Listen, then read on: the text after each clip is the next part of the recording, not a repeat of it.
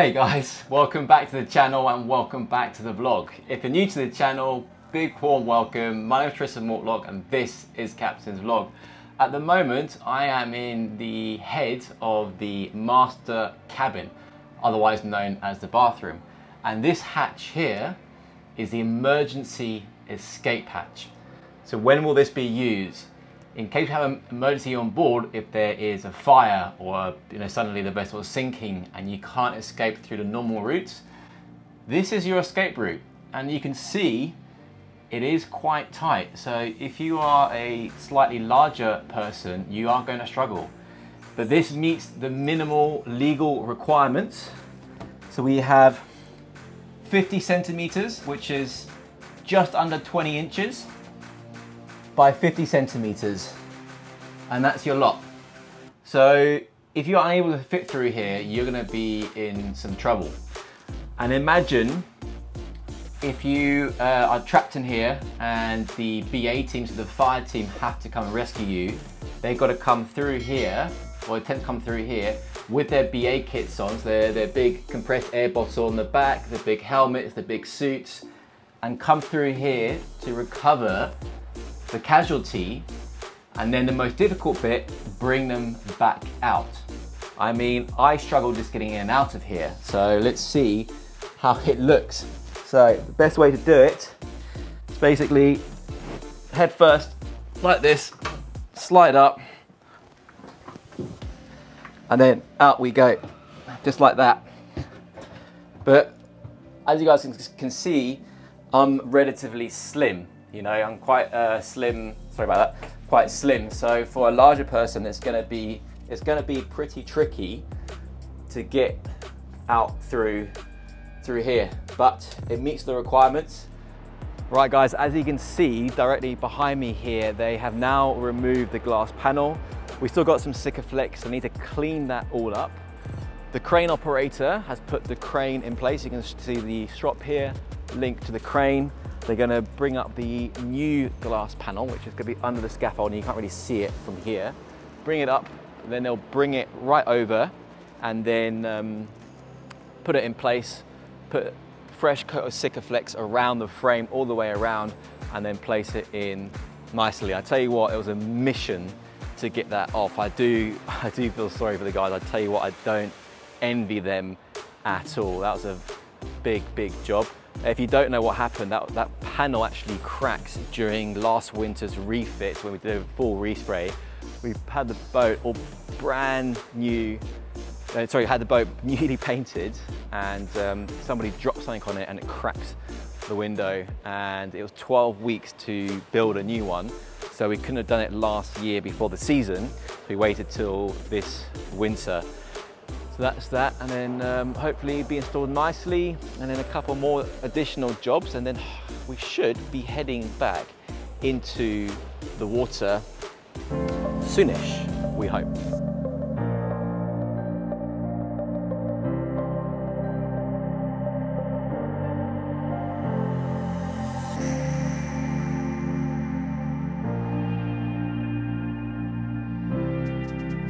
I think good luck, because I hear if you break, I don't know if it's the same for glass as it is for mirrors, but if you break it, it's 7 years bad sex or luck, I'm not sure. Well, either way, it's bad luck to have bad sex, so.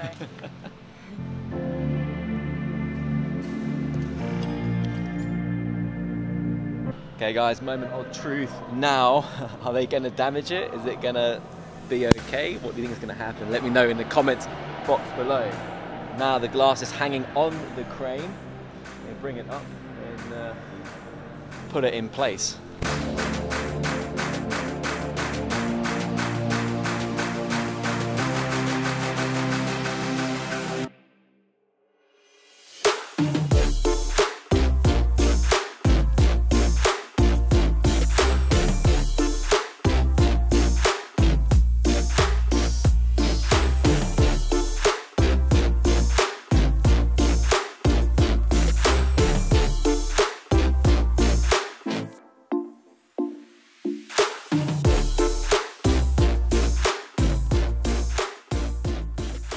I'm going to be showing you the AC room or air conditioning room we have here on board Motor Yacht AWOL.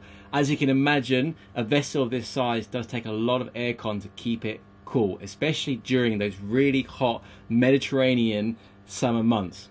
Okay guys, so what we have right here, we got the two compressors, compressor number 1 and compressor number 2. Now we have individual control units for each compressor. They can do heating or cooling. What's really important for us mostly is the cooling, because we're busy during the Mediterranean summer months, so it gets really hot on board, and not only in the guest area, also down here in the engine room, the control rooms. So we want to keep all the systems nice and cool, and this is the bit of kit that keeps everything cool. So here down below you can see these two black discs. Let me just get some focus there. You got here and here, they're not black discs, they're just lids basically. These are basically two long tubes. They're basically called condensers.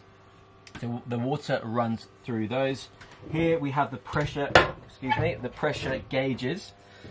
Compressor number 1 and compressor number 2. As we go further down, right, so what we have 4 pumps down here. And so basically what can happen on board, because we have the 2 compressors, we got the 2 condensers, we got the separate, 2 pumps for each system, is if one fails, we can run the entire boat on the other. If we're doing service on one during a charter, we can still have the boat cooling. But what we did before, the previous engineer, before Slav joined us, had redesigned it, because these pumps here, believe it or not, were mounted down in the bilge. So if you got any kind of burst pipe or any kind of leak, which we actually experienced, it flooded the pump, and then it was no use to us. So we had to order in new parts to get it all replaced. And then after the summer season, we decided to redesign this complete area. So basically we put a plate down here on this frame here, and you can see we've mounted the 4 pumps there instead of down in the bilges. Why it was in the bilge to begin with, I have no idea. When you're designing a boat, to have electrical pump, unless it's a bilge pump obviously like this in a bilge, I don't know why anybody would design it that way, but it was done. People make mistakes, but anyway, it's all being fixed now. It's all great.